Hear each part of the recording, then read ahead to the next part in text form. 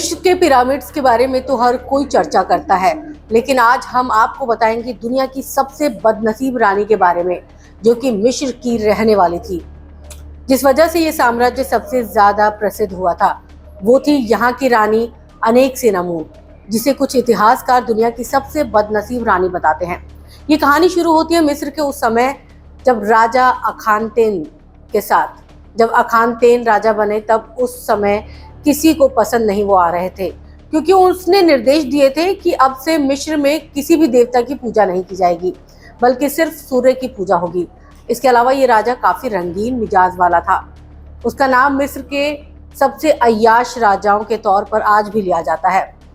दरअसल उस समय मिस्र के राजघरानों में सगे भाई बहनों की शादी करवाने का रिवाज था। ऐसा इसलिए ताकि राजघराने में कोई बाहरी व्यक्ति दखल अंदाजी न कर सके।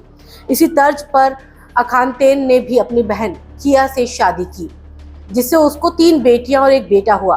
तीनों बेटियों में से सबसे सुंदर बेटी थी अनेकसेनामून, जिस पर उसके बाप की नजर पड़ी, और ऐसा कहा जाता है कि राजा अखानतेन ने अपनी 15-16 साल की बेटी अनेकसेनामून का खूब शोषण किया था।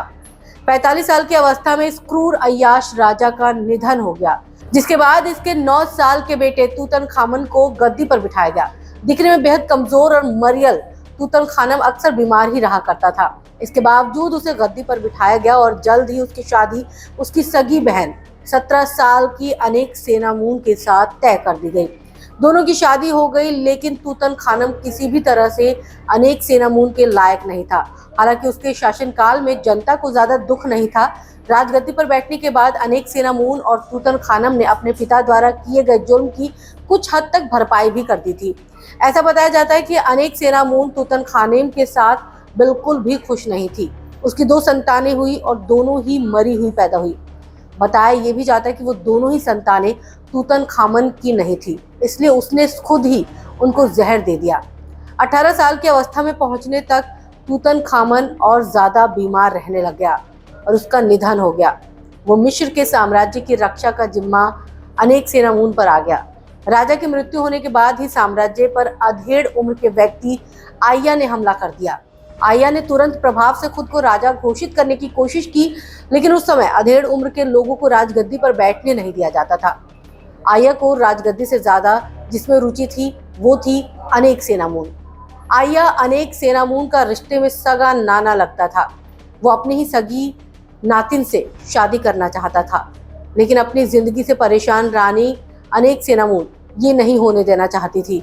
इसलिए उसने अपने पड़ोसी शक्तिशाली हत्सी साम्राज्य के राजा को पत्र लिखा, जिसमें उसने कहा कि यदि साम्राज्य के राजा मिस्र के साम्राज्य की रक्षा करते हैं तो वो उनके बड़े बेटे से शादी करने के लिए तैयार है। हत्सी के राजा ने वो प्रस्ताव स्वीकार कर लिया और अपने बड़े बेटे को मिस्र के साम्राज्य की रक्षा करने के लिए भेजा। लेकिन आइया को इस बात की भनक लग गई और बीच रास्ते में ही उसने उस राजकुमार को मार दिया। जिसके बाद आइया ने रातों रात मिस्र के शक्तिशाली साम्राज्य पर हमला कर दिया और जोर जबरदस्ती पूर्वक अनेकसेनामून से शादी कर ली। रानी कभी भी ये होने नहीं देना चाहती थी, लेकिन अब उनका कोई वश नहीं चल रहा था। जिसके बाद जिंदगी के कुछ वर्ष बिताने के बाद ही रानी अनेकसेनामून की मृत्यु हो गई। जिस वक्त उनकी मृत्यु हुई वो महज 25 साल की थी, और इतनी कम अवस्था में उसने जिंदगी में वो उतार चढ़ाव देखे जो शायद इतिहास में आज तक किसी ने देखे होंगे। खास बात ये थी कि रानी की मृत्यु की वजह क्या थी ये अभी तक कोई नहीं जानता था। यानी वो बदनसीब रानी जिसको उसके पिता, उसके भाई और उसके खुद के नाना ने जो है शोषण किया, एक ऐसी रानी जिसका आज भी जिक्र होता है तो यही जिक्र होता है कि दुनिया में, पूरे विश्व में अब तक की सबसे बदनसीब रानी जो थी वो यही रानी थी, अनेकसेनामून।